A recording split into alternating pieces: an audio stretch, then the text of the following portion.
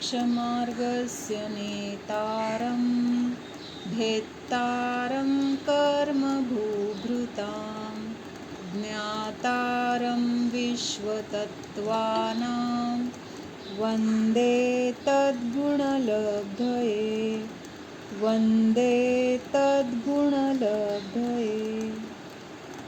त्रैकाल्यं द्रव्यषट्कं नवपदसहितं जीवषट्कायलेशाः पञ्चान्ये चास्तिकाया व्रतसमिति गतिज्ञानचारित्रभेदाः इत्येतन्मोक्षमूलं त्रिभुवनमहितैः प्रोक्तमर्हब्धिरीशैः प्रत्येति श्रद्धाति स्पृशति च मतिमान् य स वै शुद्धदृष्टि सिद्धे जयप्रसिद्धे चौविहाराहणाफलं पत्ते वन्दिता अर्हन्ते वोच्छम् आराहणाकमसो उज्जवणमुज्जवणं निर्वाहणं साहणं च निच्छरणं दंसणानचरितं तवाणमाराहणाभणिया।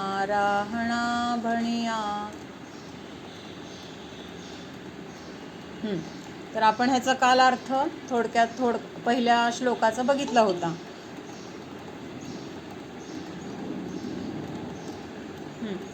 काय सांगितलं होतं की तीन काळामध्ये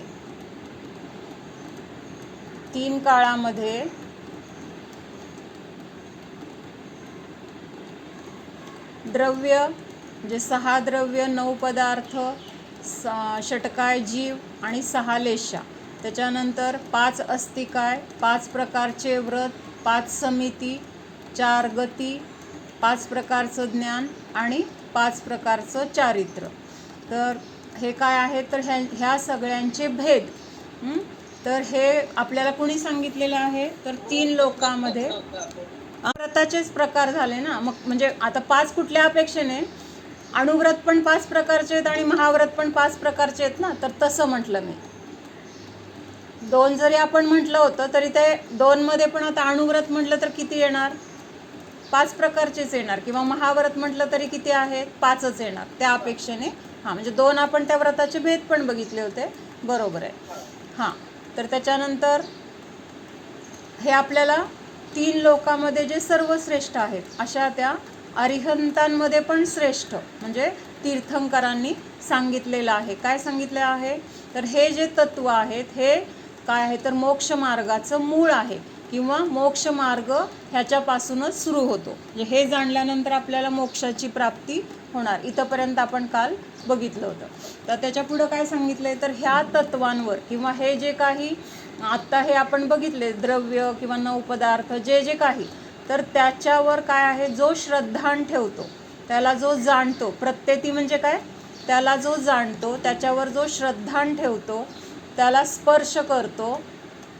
तर स्पर्श करतो कुठल्या अपेक्षेने घ्यायचे तर ज्ञानाच्या द्वारे त्याला जो जाणतो त्याचा अनुभव करतो. तर तिथं तो शब्द आला की स्पर्श करतो, असं तिथं स्पृशती असं आलेलं आहे. प्रत्येती म्हणजे काय, जो जाणतो. श्रद्धाती म्हणजे त्याच्यावर जो श्रद्धान ठेवतो. स्पृशती म्हणजे त्याला जो अनुभव करतो.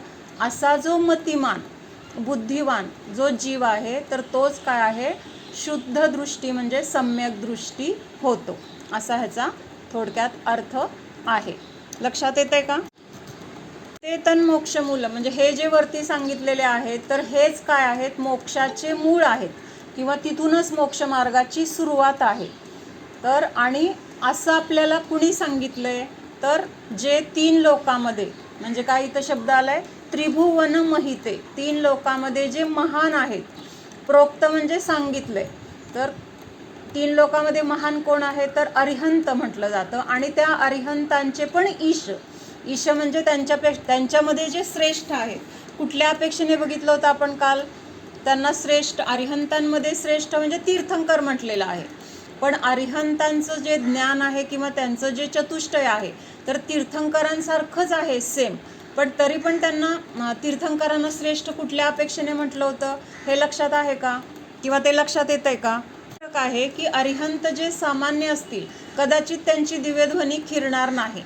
पण तीर्थंकरांची दिव्यध्वनी मात्र नियमाने खिरतेच. म्हणजेच ते काय करतात तर तीर्थाचं प्रवर्तन करतात किंवा जीवांचं कल्याण होण्यासाठी त्यांच्याद्वारे जो उपदेश मिळतो म्हणून त्यांना काय म्हटलेलं आहे, अरिहंतांमध्ये श्रेष्ठ.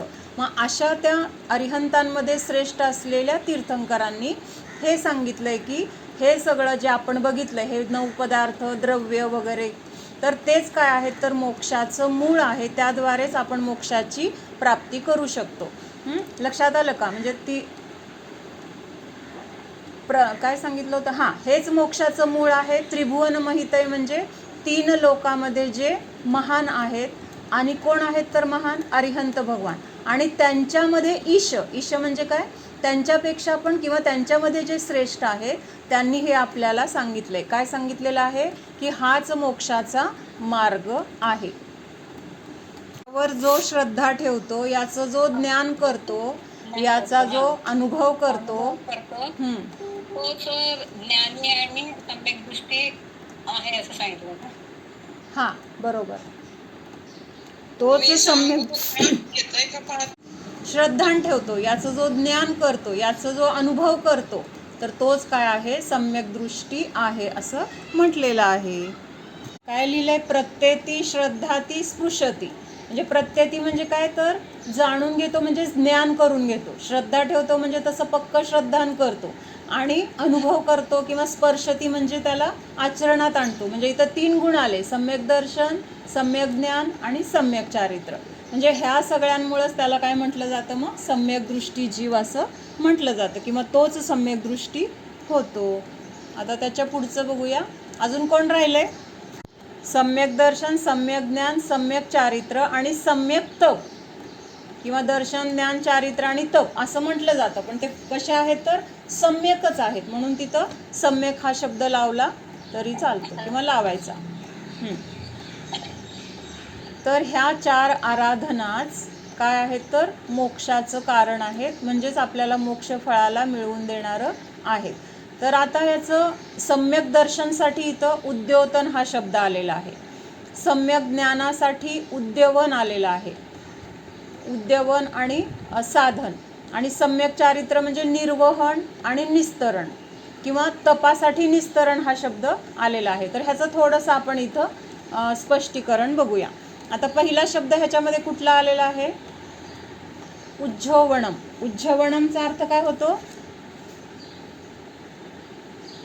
तर उज्ज्वल, उज्ज्वल किंवा निर्मल, स्वच्छ, शुद्ध. तर असं काय आहे उज्जवणम. तर सम्यक दर्शन कसं पाहिजे किंवा कसं असतं तर निर्मळ असतं किंवा शुद्ध स्वरूपाला प्राप्त करून देणारं असं ते उज्ज्वल म्हटलं गेलेलं आहे. त्याच्यानंतर सम्यक दर्शनाला इथं उद्योतन हा शब्द आलेला आहे.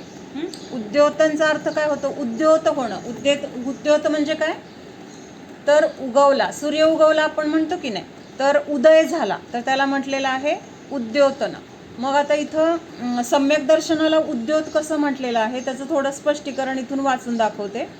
सम्यक दर्शनाला उद्योत असं म्हटलेलं आहे कारण मोक्ष मार्गाला प्रकाशित करणारे असे ते सम्यक दर्शन आहे. म्हणजे जिथं सम्यक दर्शनाची प्राप्ती झाली तर तिथंच काय झालं, आपल्याला मोक्ष मार्गाची सुरुवात झाली. म्हणजे जोपर्यंत सम्यक दर्शनाची प्राप्ती नाही तोपर्यंत आपला मोक्ष मार्ग सुरू नाही. म्हणून काय म्हटलंय, मोक्ष मार्गाचा तिथं उदय झाला. उदय झाला म्हणजे काय, सुरुवात झाली, म्हणून त्याला म्हटलंय उद्योत. मग ह्याच्याद्वारे काय झाला, आपला मोक्षाचा मार्ग प्रकाशित झाला किंवा आपल्याला मोक्ष मार्ग मिळाला. म्हणून तिथं सम्यक दर्शनाला उद्योतन किंवा उद्योत असा शब्द आलेला आहे. आता उद्योत म्हणजे काय आहे तर एक प्रकारचा प्रकाश, पण तो प्रकाश पण कसा आहे तर शांती देणारा आहे. म्हणजे असं दाहक नाही आहे. म्हणजे प्रकाश सुद्धा असतो की नाही, आता अग्नीचा प्रकाश, अग्नीच्या जवळ बसल्यावर आपल्याला शांत वाटतं का दाहक वाटतं, तर तिथं ते आपल्याला त्रासदायक वाटतं किंवा दाहक वाटतं. तसं हे नाही आहे. तर हे कसं आहे, सम्यक दर्शनाचं जे उद्योत म्हणजे त्यांनी प्रकाशित केलेला जो मोक्ष मार्ग आहे तर तो कसा आहे, आपल्याला शांती देणारा आहे.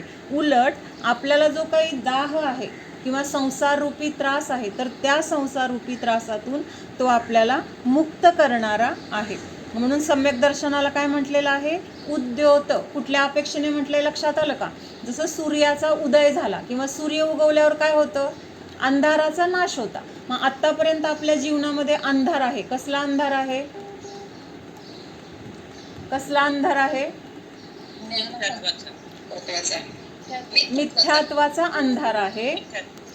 उद्योत झाला म्हणजे आपण आता सध्या कसे आहोत? संसारामधल्या दुःखाने किंवा संसार रूपी अंधाराने किंवा मिथ्यात्व ह्या सगळ्यांनी कर्माने आपण कसं आहोत? अंधारात चाच पडतोय.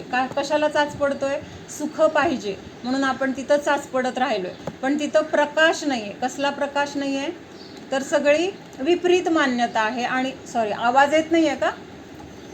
हां, येतोय का? हां, आत्ता येतोय ना? हां. तर हे सांगायचं होतं की आपण ह्या संसारामध्ये अंधारात चाच पडतोय. काय करतोय? हुडकतोय. कशाला? सुखाला हुडकतोय. पण आपल्याला तिथं सुख दिसत नाही आहे किंवा तिथं ते आपल्याला सुखाचा मार्ग सापडत नाही आहे. आणि आता जेव्हा सम्यक दर्शन झालं, सम्यक दर्शन झालं म्हणजे काय झालं? ह्या 7 तत्वांबद्दल श्रद्धान किंवा देवशास्त्र गुरूंवर श्रद्धान, त्यांनी सांगितलेलं जो आपला आत्मस्वरूप आहे त्या आत्मस्वरूपावर श्रद्धान किंवा स्व आणि पर ह्याच्यामधलं भेदविज्ञान हे झालं म्हणजे काय झालं? तिथं आपला मोक्षाचा मार्ग प्रकाशित झाला.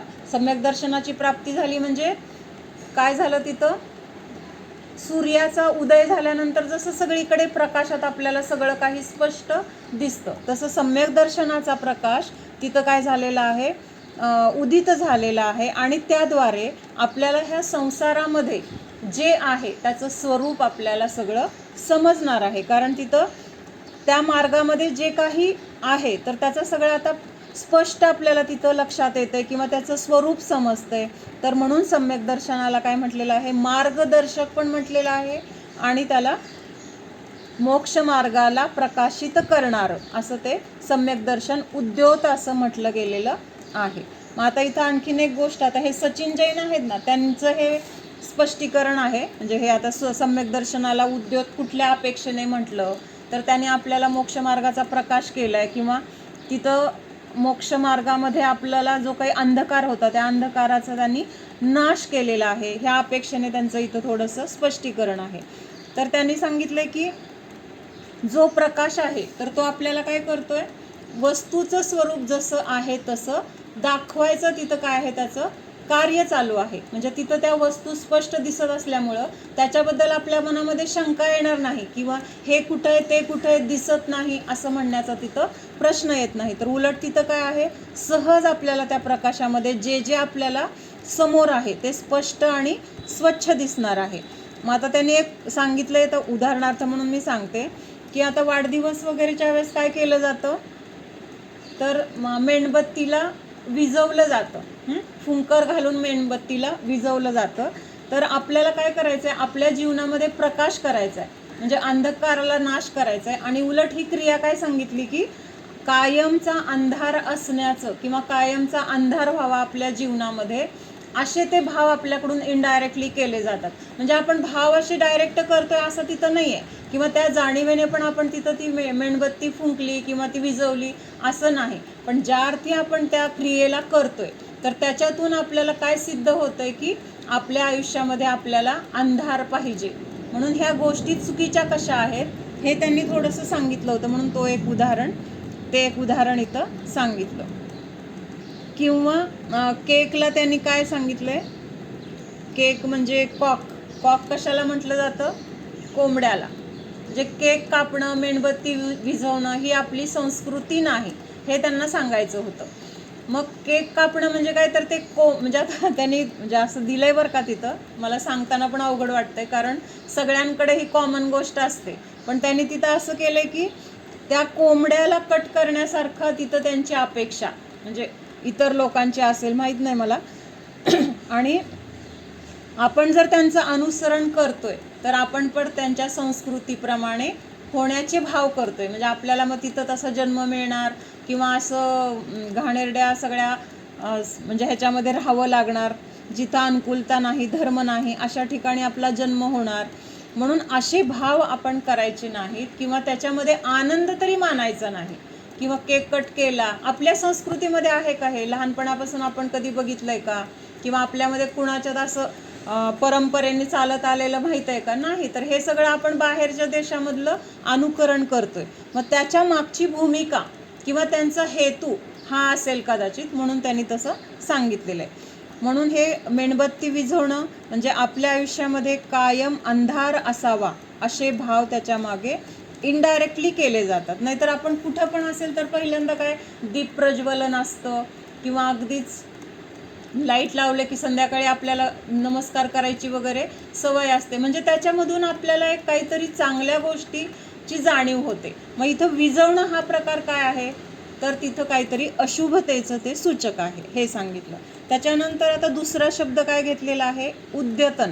उद्यतन हा शब्द ज्ञानासाठी घेतलेला आहे. म्हणजे सम्यक दर्शन, सम्यक ज्ञान आणि सम्यक चारित्र्यासाठी इथं हे शब्द आलेले.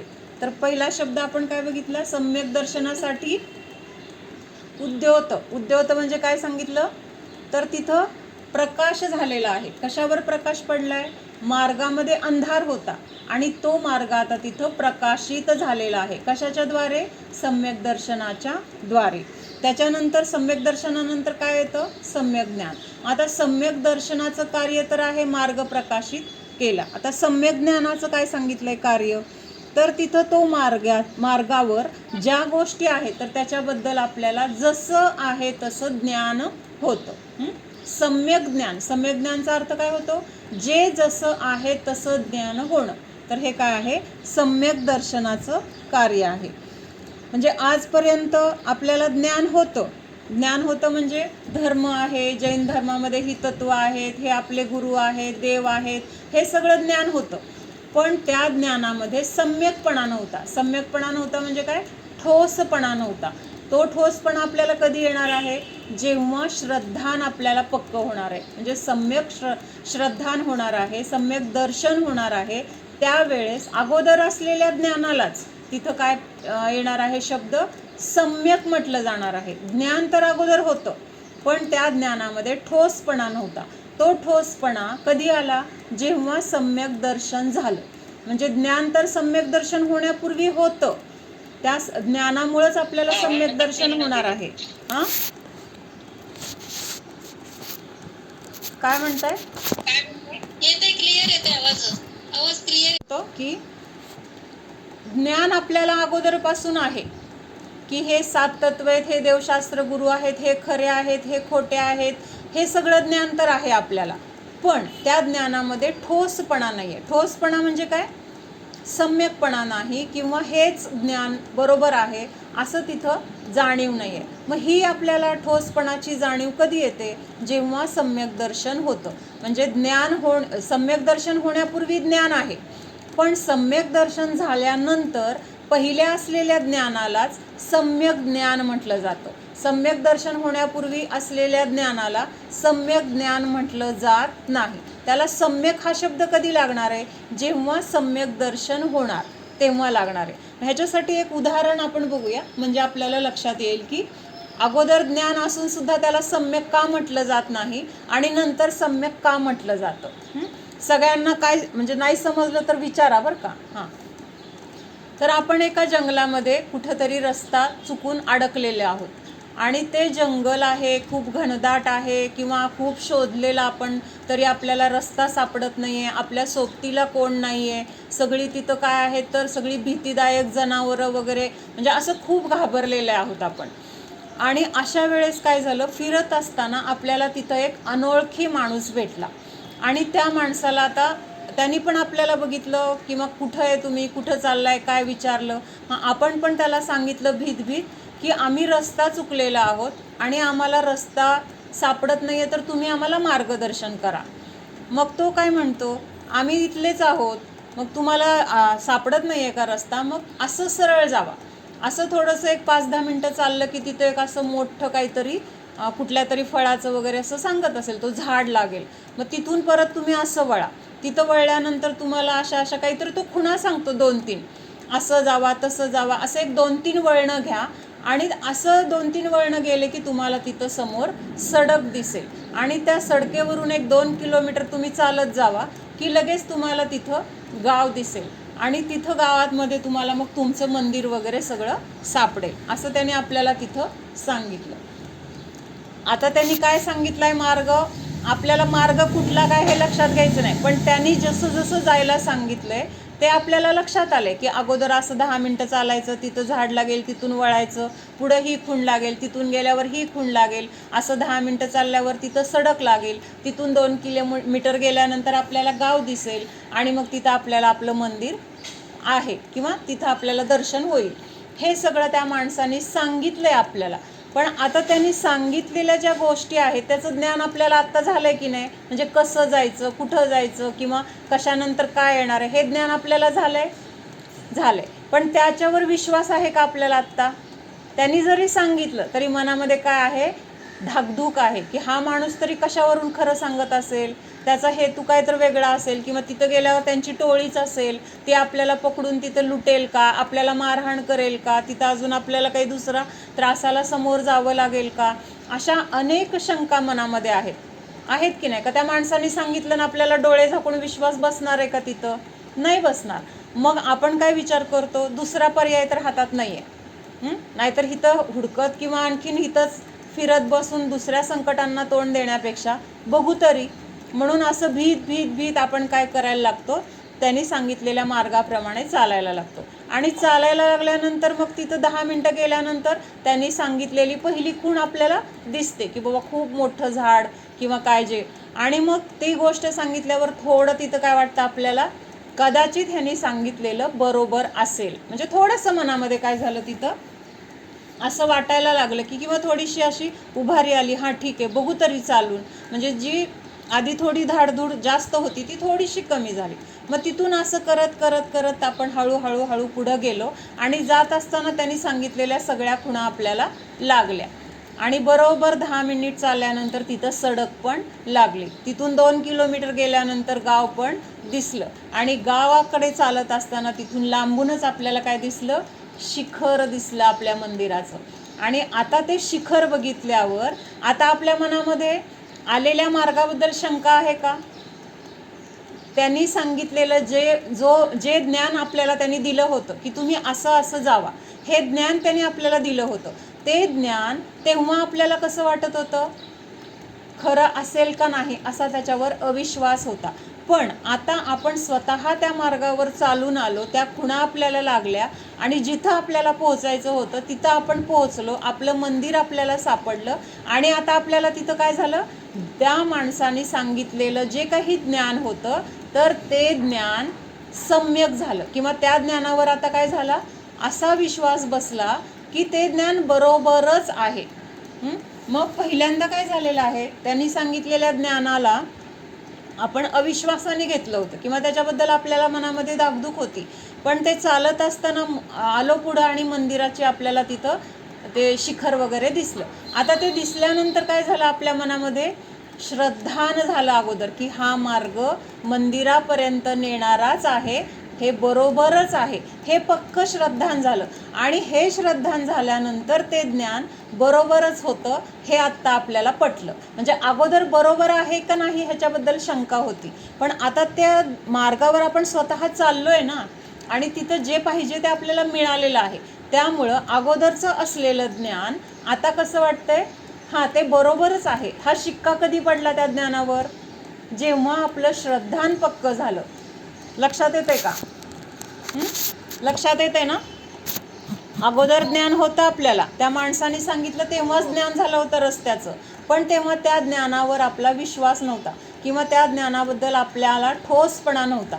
हा ठोसपणा कधी आला, जेव्हा त्या रस्त्यावर चालल्यानंतर आपल्यामध्ये श्रद्धान झालं की हा मार्ग बरोबरच आहे असा पक्का विश्वास झाला. आणि तो विश्वास काय करतो, मग अगोदर असलेल्या ज्ञानाला तिथं सम्यकपणा निर्माण करतो किंवा ते ज्ञान तिथं ठोस मानलं जातं. किंवा तिथं आता आपल्याला कुणी सांगितलं नाही तुम्ही आलाय तो रस्ता चुकीचा आहे, आता आपल्याला त्यांनी सांगितले ते बरोबर वाटेल का? आम्ही स्वतः चाललोय ना, आम्ही स्वतः ते कसा मार्ग आहे काय आहे त्यांनी सांगितलं ते बरोबर चालून आम्ही इथंपर्यंत पोचलोय ना. आता तुम्ही लाख सांगितलं की नाही तो मार्ग चुकीचा आहे तरी आता त्याच्यावर आपल्याला विश्वास आपण ठेवणार नाही, कारण आपलं श्रद्धान आता कसं पक्क झालंय, इतकं पक्क झालंय की आपण स्वतःच अनुभवले, कुणी जरी सांगितलंय म्हणून नाही तर आपण स्वतः अनुभवले ते श्रद्धान आहे आणि त्यामुळं तिथं त्या ज्ञानाला काय म्हटलं जातं, सम्यक ज्ञान म्हटलं जातं.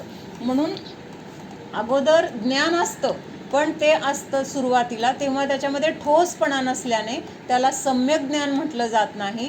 पण श्रद्धान जेव्हा सम्यक होतं, सम्यक श्रद्धान झाल्यानंतर अगोदरच्या असलेल्या त्या ज्ञानालाच तिथं काय म्हटलं जातं, सम्यक ज्ञान असं म्हटलं जातं. अनुभव तर सगळ्यांनाच आहे, म्हणजे आपल्या आपल्या अनुभवावरून आपण हे लक्षात घेऊ शकतो. म्हणजे आपल्या जीवनामध्ये ह्या गोष्टी घडत असतात, पण ह्याला हे म्हणतात, ह्याच्यामुळे हे असं आहे, हे फक्त आपल्याला लक्षात येत नाही. म्हणून सम्यक ज्ञान कधी होतं, तर सम्यक दर्शन झाल्याशिवाय सम्यक म्हणजे ज्ञानाला सम्यकपणा येत नाही. त्याच्यानंतर पुढं सांगितलंय की हे जे ज्ञान आहे, तर हे आपल्याला कसं मार्ग म्हणजे कसं आपल्याला ह्या मार्गावर पुढं नेतं किंवा त्याचं कार्य कसं होतं, तर त्याचे सांगितले ज्ञानाचे 3 गुण सांगितलेत. एक प्रकाशक, एक पाचक आणि एक दाहक. म्हणजे हे ज्ञान मोक्ष मार्गामध्ये आपल्याला पुढं जाण्यासाठी कसं उपयोगी आहे, तर त्याचे 3 गुण कुठले सांगितलेत. एक प्रकाशक. प्रकाशक म्हणजे काय, तर त्याचा प्रकाश म्हणजे त्याच्या जेवढं काही आपल्यामध्ये अज्ञान होतं, तर ते अज्ञान काय होतं, तिथं नष्ट होतं. म्हणजेच तिथं अज्ञान नष्ट झालं म्हणजे काय झालं, ज्ञानाची प्राप्ती झाली. ह्या अपेक्षेने तिथं प्रकाश म्हटलेला आहे, प्रकाशक म्हटलेलं आहे. प्रकाशक म्हणजे जे स्वतःला पण प्रकाशित करतंय आणि जे दुसऱ्याला पण प्रकाशित करतंय. म्हणजे आता दिवा कसा असतो, दिवा काय करतो, दिवा लावल्यानंतर सगळीकडे प्रकाश पडतो आणि हा प्रकाश त्या दिव्याला स्वतःला उजेडात आणण्यासाठी दुसरा कुठला प्रकाश लागतो का, त्याच्या प्रकाशानेच दिवा आपल्याला दिसतो. त्या दिव्याला प्रकाशित करण्यासाठी दुसरा दिवा लागतो का, हां. तर तो दिवाच काय करतोय, दुसऱ्या गोष्टींना पण प्रकाशित करतोय आणि स्वतःचं पण अस्तित्व तिथं प्रकाशित करतोय. म्हणजेच दिव्याला काय नाव आहे, स्व आणि परप्रकाशक असं म्हटलेलं आहे. म्हणजे दिवा दिसतोय स्वतः म्हणजे तो स्व झालं आणि तो बाकीच्या दुसऱ्या गोष्टींना पण दाखवून देतोय. ह्या अपेक्षेने तिथं परप्रकाशित पण म्हटले. म्हणजे स्वला प्रकाशित करतो आणि पराला प्रकाशित करतो. म्हणून तिथं काय म्हटलेलं आहे, स्व परप्रकाशी असं दिवा म्हटलेलं आहे. मग आता दिव्यासारखाच आपला आत्मा किंवा आपलं ज्ञान पण स्वपरप्रकाशी आहे. कसं स्वपरप्रकाशी आहे, आता दिव्याच्या उदाहरणावरून घटून सांगा मला, कोण सांगते. ज्ञान पण काय करतंय, सगळ्या द्रव्यांना जाणते की नाही ज्ञान, परद्रव्याला ज्ञान जाणते की नाही. उद्गलाला जाणते किंवा धर्म अधर्म आकाश काल ही जी द्रव्य आहेत किंवा ही 9 पदार्थ आहेत, 4 गती आहेत किंवा 5 चारित्र आहेत, हे सगळं ज्ञानाच्या द्वारे जाणलं जातं की नाही. म्हणजे हे जाणण्याचं काम ज्ञान करते. म्हणजे परप्रकाशी आहे, म्हणजे पराला तर जाणते आणि ज्ञानाच्या द्वारे आपण स्वतःला जाणू शकतो का नाही, आपल्या जीवाला आपण जाणू शकतोय का नाही.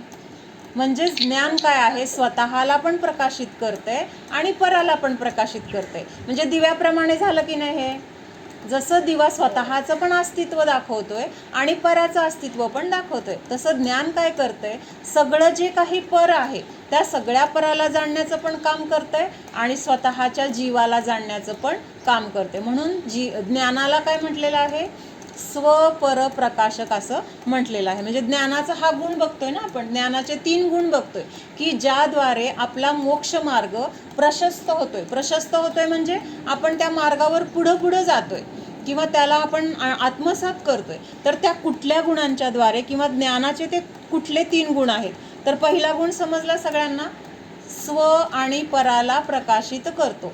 जे आपल्या संयोगामध्ये आहे त्याला जाणण्याचं काम ज्ञान करतंय की नाही. मग हेच ज्ञान स्वतःला पण जाणण्याचं करतंय की नाही. म्हणजे आता आपल्याला काहीतरी टोचलं, मग आपण म्हणतो की नाही मला टोचलं, कुणी जाणलं हे, आपल्या शरीराला जे टोचलंय ते आपल्याच ज्ञानाने जाणलेलं आहे ना.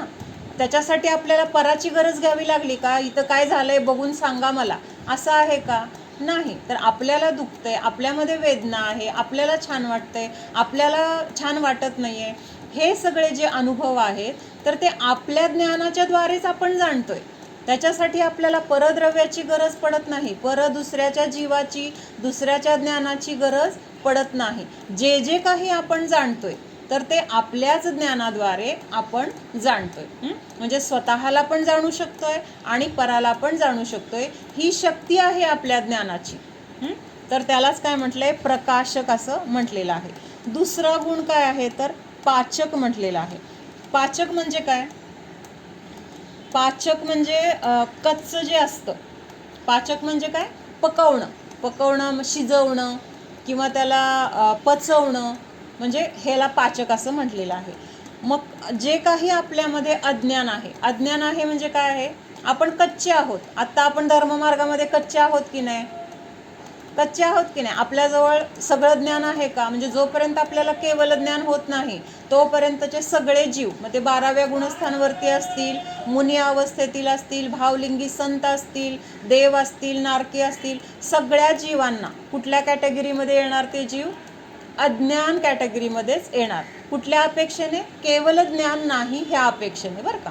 म्हणजे बाकीचं ज्ञान जरी खूप असलं तरी सुद्धा ते अजून परोक्ष ज्ञान म्हटलं जातं. म्हणजे इंद्रियांच्या द्वारे आपण जाणतोय, त्यामुळं त्या ज्ञानाला परोक्ष ज्ञान म्हटले.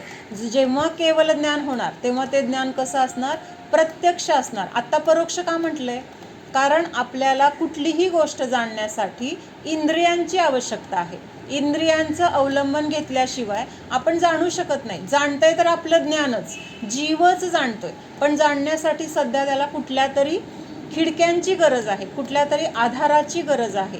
आणि केवल ज्ञान कसं आहे तर तिथं कुठल्याही इंद्रियांची गरज नाही, कुठल्याही आधाराची, अवलंबनाची गरज नाही. म्हणून तिथं त्या ज्ञानाला म्हटलंय प्रत्यक्ष. आणि आत्ता आपण कशाचं तरी अवलंबन घेऊन जाणतोय, म्हणून आपल्या ज्ञानाला काय म्हटलेलं आहे, परोक्ष असं म्हटलेलं आहे. मग हे परोक्ष ज्ञान जोपर्यंत आहे तर तोपर्यंत काय म्हटलेलं आहे, त्या जीवांना अज्ञानी म्हटलेलं आहे. मग ह्या अज्ञानाला नाश करण्याचं काम, किंवा जो कच्चेपणा आहे, कच्चेपणा म्हणजे अजून आपण पकलेलो नाहीत. पकणार कधी, जेव्हा आपण सिद्ध झालो तेव्हा आपण काय झालो, पक्के झालो. पक्के म्हणजे ज्या स्वरूपामध्ये असायला पाहिजे त्या स्वरूपाची प्राप्ती केली. म्हणजे आत्ता जो कच्चेपणा आहे, आपण म्हणतो ना अभ्यासात एखाद्याला समजत नसलं, तो जरा ह्या विषयामध्ये कच्चा आहे असं म्हणतं की नाही, त्याचं जरा गणित कच्चं आहे, त्याचं जरा इंग्लिश कच्चं आहे, असं जे म्हटलं जातं. तर जोपर्यंत आपल्याला केवल ज्ञान नाही तर तोपर्यंत आपण कसे आहोत, कच्चे आहोत. कशामध्ये कच्चे आहोत, केवल ज्ञान नाही ह्या अपेक्षेने कच्चे म्हटलेलं आहे. मग हा जो कच्चेपणा आहे त्या कच्चेपणाला नाश करण्याचं काम हे ज्ञान करतं. म्हणून त्या अपेक्षेने त्याला तिथं पाचक असं म्हटलेलं आहे. म्हणजे ह्याच्यातून आपल्याला ज्ञानाची महिमा कळते. म्हणजे ज्ञान किती महान आहे, ज्ञान किती श्रेष्ठ आहे.